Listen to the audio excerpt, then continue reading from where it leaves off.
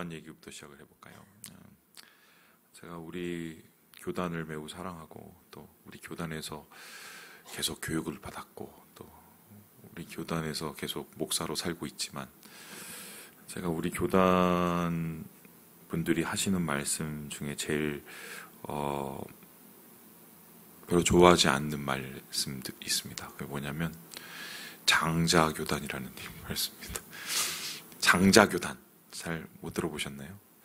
장자교단이 뭐냐면 우리나라를 이제 여러 교단들이 있는데 그 교단 중에 우리가 이게 최고란 소리죠. 그도 그럴 것이 이제 역사적으로 제일 오래됐고 우리나라 이제 최초의 신학교가 평양신학교거든요. 예, 근데 거기로부터 저희 총신대가 이제 시작이 됐어요. 물론 이제 장신대도 자기들 뿌리가 평양신학교라고는 하지만 뭐 서로 다 적통을 얘기하고 서로 장자교단이라고 이제 장자가 둘이죠. 근데 우리가 이제 어느 순간 우리는 장자교단이다 뭐 이렇게 확고하게 말씀하기 시작하신 것은 교회 숫자가 아마 제일 많을걸요? 우리나라에서. 그리고 교회 숫자뿐만 아니라 교인 수도 아마 제가 제일 많은 걸로 알고 있고 현재는 대학원생 숫자도 아마 우리가 제일 많은 걸로 알고 있고 정확하게는 제가 잘 모르겠지만 교단에서 배출하는 목사님 숫자도 아마 우리가 제일 많지 않을까 그렇게 생각이 됩니다. 예. 그래서 이제 장자교단 이렇게 얘기합니다. 장자교단이라는 말 속에서는 이제 프라이드가 있는 것이고 또 우리가 살아온 또 역사가 있는 것이고 반면에 또 뭐 죄송한 얘기지만 뭐 뻐기는 거죠. 우리가 장자교단이다 뭐 이러면 예. 다른 교단을 좀 이렇게 얕보는 그런 의미도 좀 있는 것 같아요. 그래서 뭐 어디 출신이야? 뭐 이런 물어봅니다. 뭐 총신이다. 내 후배. 어디 출신이야? 뭐 이래서 뭐 기타 교단에서 이렇게 편입해서 들어오신 분이 좀 얕봅니다. 뿐만 아니라 다른 교단에서 이제 사역하시는 목사님들도 장자 교단인 우리하고 비교할 소냐? 뭐 이런 생각들이 있어요. 솔직히 있어요. 근데 이게 얼마나 웃긴 생각인지 제가 말씀드릴게요. 그 전 세계 그 그리스도교, 그러니까 기독교라고 하는 것, 특별히 거기서 구교를 다 빼고 카톨릭 다 빼고 개신교요. 개신교 중에 제일 많은 교단, 제일 큰 교단이 어딘 줄 아십니까? 우리 딱 생각하면 장로교라고 말하고 싶은데 아니에요. 오순절 교단입니다. 43%가 넘습니다. 그러니까 그냥 얼추 잡으면 전 세계 교회 중에 둘 중에 하나는 오순절 교단이에요. 우리나라로 따지면은 저쪽 순복음. 그렇습니다. 그리고 우리나라에서는 솔직히 이제 감리교단이 작지 않습니까? 근데 물 건너만 가보면 장로교보다 감리교가 많은 나라가 많습니다. 그럼 이제 장로교의 수준이 어느 수준이냐? 좀 막말을 더 보태면 군소교단이에요. 세계적으로 보면. 근데 이제 유독 우리나라에만 많은 겁니다. 그러니까 이제 우물한 개구리죠. 우리나라 이 렌즈로 딱 보면은 장로교가 제일 많은 것 같으니까. 그리고 정확하게 따지면은 이런 그 소위 말해서 정통 장로교라고 하는 이 장로교 형태는 매우 극히 드뭅니다. 뿐만 아니라 우리 장로교단이 가지고 있는 그 신학, 그걸 이제 뭐 제가 아주 그 신학교 가서 귀가 닳게 들은 분이 한 분이 계시는데 이제 메이첸이라고 있어요. 이제 메이첸이라는 신학자가 있습니다. 그 신학을 이제 저희가 받았는데 이제 그 신학이 뭐냐면 이제 근본주의 신학이에요. 근데 이제 근본주의는 뿌리라는 말도 되지만 다른 사상이나 다른 신학하고는 우리는 아주 담을 싼다 뭐 이런 얘기도 되거든요. 그 근본주의 신학을 표방하는 장로교단 거의 극소수입니다. 그러니까 어떻게 보면은 장자교단이라는 말이 아마 외국에서 활동하시는 목사님들이 들으시면 웃으실걸요. 저도 외국에서 활동을 해봐서 알잖아요. 프레스바이터리안이라고 하는데 이 장로교인을 얘기를 하면은 좀 신기하게 쳐다봅니다. 미국 같은 경우는 예를 들어서 침례교나 아니면 감리교도 꽤 있고 여러 가지 교단, 오순절 교단도 꽤 있기 때문에 신기하게 쳐다보는 경우 제가 당해봤어요. 제가 왜 이렇게 얘기를 하냐면 우리가 가지고 있는 그 프라이드나 우리가 가지고 있는 여러 생각 속에 상당히 편협된 편견 혹은 우리가 가지고 있는 좀 쓸데없는 자신감, 이제 그것을 가지고 근거 없는 자신감이라고 근자감이라고 하잖아요. 그런 것들이 상당히 있을 수가 있겠다. 특별히 우리가 뭐 벗어나질 잘 못하잖아요. 의정부면 의정부, 뭐 우리 교회면 우리 교회, 우리나라면 우리나라 장로교. 그러니까 마치 이게 전부 다인 양, 마치 이러한 것이 세상의 가장 주된 그 근본인 양 이렇게 생각하는 오류를 범할 수가 있겠다. 그래서 오늘 말씀을 쉽게 정리를 해보면 주제 파악을 하자. 주제 파악을 하자. 무슨 소리냐? 바로 이 말씀 때문에 제가 말씀드렸는데요. 우리 함께 6절의 말씀을 같이 한번 읽어보도록 하겠습니다. 6절입니다. 시작. 너는 여호와 내 하나님의 성민이라. 내 하나님 여호와께서 지상 만민 중에서 너를 자기 기업의 백성으로 택하셨나니. 어느 날 우리 성도 중에 한 명이 저한테 오셔갖고 아유 목사님 좋으시겠어요. 그래서 왜요? 그랬더니 아유 목사님 이름이 말씀에 나온다고. 예, 거룩한 백성. 예. 그리고 하나님이 선택하신 선민, 성민. 여러분 이게 잘못 해석을 하면 어떻게 되느냐? 이스라엘 유대인처럼 됩니다. 유대인들이 예전에 선민 사상이 아주 지독하게 찌들어 있었던 시절이 있습니다. 지금도 사실 그런데 어느 정도였냐면 하나님은 인간을 창조하실 때 우리를 먼저 창조하셨다고 생각을 해요. 그리고 우리 아닌 다른 이들, 그 사람들을 우리나라는 오랑캐라고 하지만 그 사람들은 이방인이라고 그러죠. 그죠? 그 이방인을 하나님이 만드신 이유는 왜 만들었느냐? 저기 지옥에 가면은 뜨끈뜨끈하게 그냥 불을 떼야 되는데 불 뗄 감이 없어갖고 하나님이 이방인을 창조하셔서 저 지옥을 불을 지피려고 창조하셨다는 거예요. 그러니까 이제 이방인에 대해서 얼만큼 천대하고 또 자신을 얼만큼 이 존대했는지를 볼 수 있는 대목인데 이게 나중에 이제 어디까지 가냐면 보세요. 그 다른 외적들이 쳐들어왔었을 때, 뭐 아수르나 바벨론이나 로마나 뭐 이런 사람들이 쳐들어왔을 때 어떻게 생각했냐면 우리는 하나님의 성민이기 때문에, 우리는 하나님의 선민이기 때문에 절대로 저들이 이길 수가 없다고 생각을 했어요. 그래서 소위 말해서 좀 거짓 선지자들이나 잘못된 생각을 가지고 있는 선지자들은 그렇게 백성들과 왕들을 현혹시켰습니다. 그런데 그 끝이 어떻게 되는지 여러분 아시죠? 예레미야서를 보면 하나님께서 야 지금 항복하는 게 뜻이야. 니네들이 잘못했으니까 죄의 값을 치러야 돼. 정신 차리고 그냥 갔다 와. 얘기했는데 그 이야기를 듣습니까? 안 듣습니까? 안 듣죠. 그리고 어떻게 해요? 그냥 가둬버립니다. 그래서 이제 소위 말해서 예레미야가 죽을 위기를 처하죠. 그 이유가 뭐냐면 저깟 이방인 민족들한테 말이야 우리가 당할 소냐 뭐 이런 개념입니다. 그런데 그 말이 꼭 틀린 건 아닙니다. 하나님께서 이스라엘 백성을 거룩하게 하신 것도 맞고 하나님께서 그들을 선택하신 것도 맞습니다. 그래서 하나님께서 그들을 지키시는 것도 맞습니다. 근데 중요한 거는 성민이 성민다워야 성민으로서의 가치가 생기는 거죠. 선민이 왜 선민인지 그 이유를 알아야 하나님께서 왜 그를 택하신지 그 권리 그거를 이제 얻을 수 있는데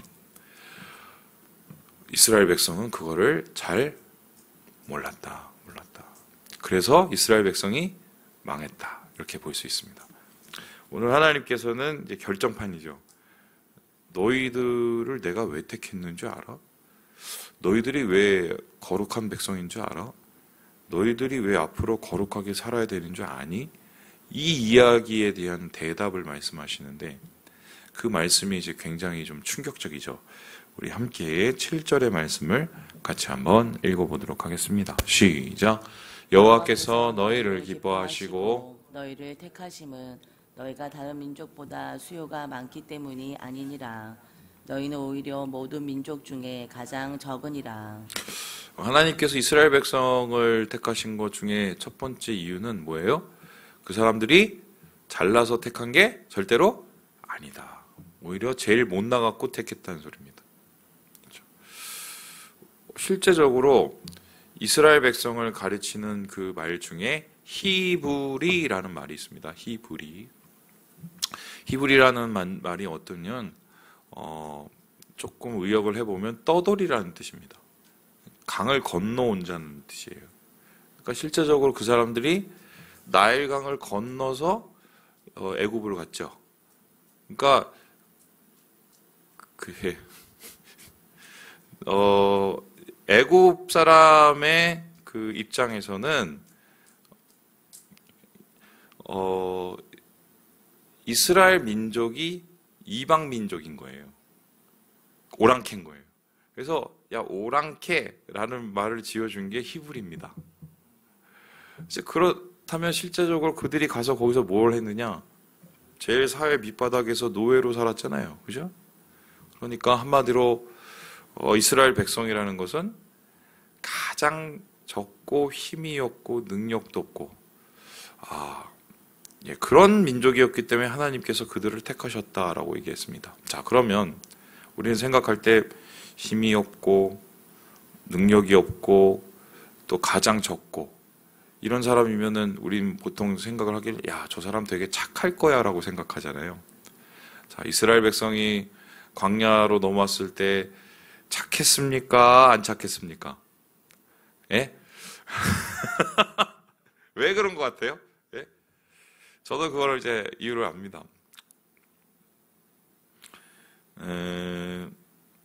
사람은 거의 비슷해요. 이제 무슨 소리냐면 자기 요구가 다 있고 자기를 사랑하는 마음이 다 있고 자기 불평이 다 있고 또 자기가 생각하는 이익을 생각하는 마음들이 다 있어요. 없는 사람 없습니다. 제가 그때까지 살아보면 없는 사람은 거의 성자급에 속하는데 성자는 드물기 때문에 성자예요.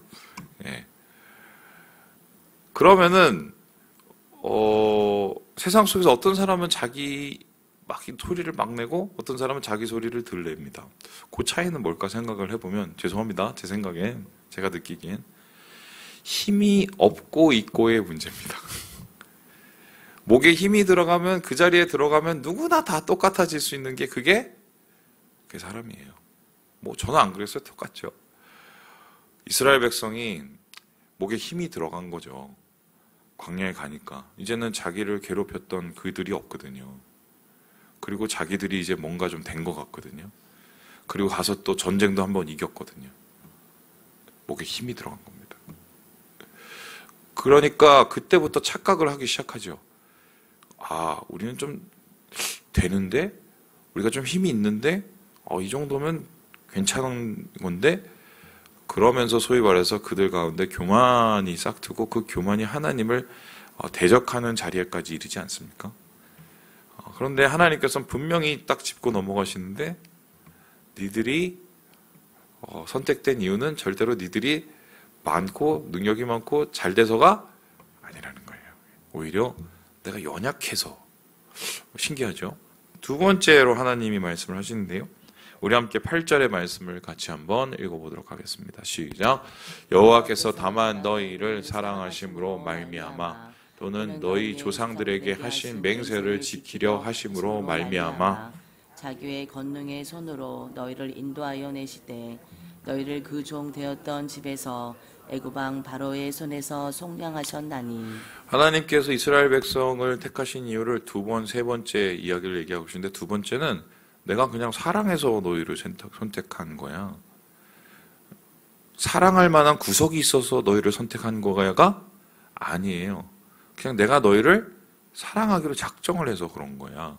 여기서 말하는 사랑이라는 건 이유 없는 사랑이고 계속적인 사랑. 이걸 가지고 뭐라고 하냐면 헤세드, 인애라고 합니다. 인애. 하나님께서 우리를 이런 거죠. 뭐 좀 막말로 표현해 보면 길거리에 가는데 어떤 애가 헐벗은 애가 있어요. 막 되게 아유 불쌍하다. 야 이리 와. 우리 집에 와서 내가 씻겨줄게, 재워줄게, 옷 입혀줄게. 아 그리고 내일부터 너 그냥 아빠라고 불러. 이거예요. 그러니까 이유는 없어. 왜 걔를 뽑았는지 이유는 없어. 그런데 그냥 하나님께서 그렇게 사랑하시기로 작정을 해서 이스라엘 백성을 뽑았다는 거예요. 그리고 세 번째로 뭐라고 그러냐면은 너희들하고 한 무슨 약속? 맹세 때문에. 누구하고 맹세를 제일 먼저 했습니까? 아브라함하고 했죠.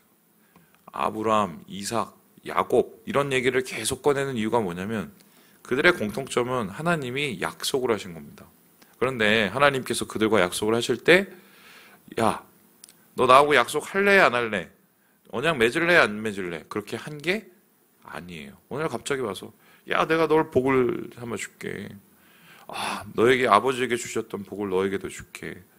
어느 날 갑자기 하나님이 자기 바지가랑이를 붙잡는 저 인간을 보고 야 네가 야곱 사기꾼이지만 이제 앞으로는 이스라엘이라고 할게. 이게 바로 이스라엘의 역사입니다. 그러니까 그 약속은 그것도 일방적인 약속이에요. 그냥 하나님께서 이스라엘 백성을 그냥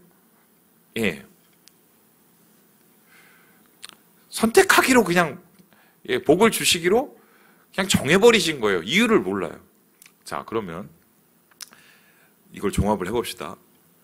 제일 작아. 그런데도 선택을 했어. 그리고 하나님께서 그냥 이유 없이 사랑을 해. 하나님께서 이유 없이 그 사람들을 어떻게 해요? 약속을 막 퍼버줘요. 이러한 세 가지 이스라엘이 선민이 되고 선택이 된 이 세 가지를 종합하는 한 가지 단어가 있습니다. 뭔지 아세요? 우리가 구원받은 이유하고 똑같습니다. 뭐죠? 은혜입니다.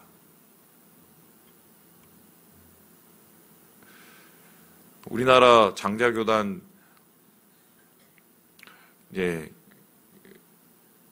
장로교회, 장려교단 이 땅에 맨 처음에 생겼을 때 여러분 1907년에 평양 대부운동 전에 교회가 얼마나 엉망진창이었는지 아십니까? 그런데 하나님이 은혜로 붙잡아 주시고 은혜를 부어주셔서 여기까지 온 거예요.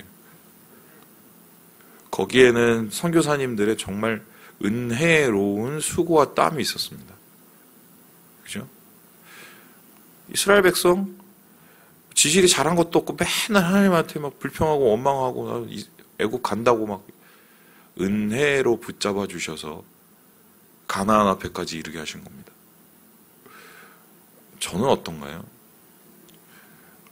목사가 될 상인가? 전 진짜 은혜로 목사 됐어요. 진짜 제가 그걸 압니다. 하나님께서 목사하라고 신대원 가라고 얘기했을 때 저는 끝까지 안 간다고 그랬던 사람이에요. 못 간다고. 제가 뭐 어떻게 가냐고. 제가 가끔씩 얘기해 드리잖아요. 신대원을 제가 어떻게 붙었는지 진짜 기적적으로 붙었습니다. 기적적으로. 말도 안 되게 붙었어요. 예. 은혜로. 여러분은 어떻습니까?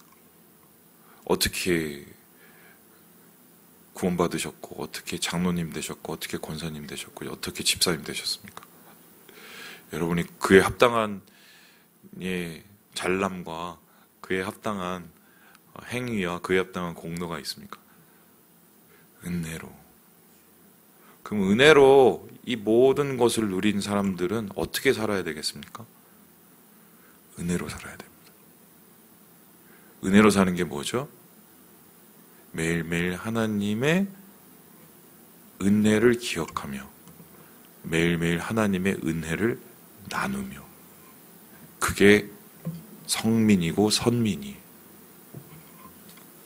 말씀을 마칩니다. 우리 사랑하는 여러분, 오늘 하루 주님이 주신 은혜로 주의 성민이 되셔서 하나님의 은혜를 나타내시는 우리 모든 형제 자매들 되시길 주님의 이름으로 축원합니다.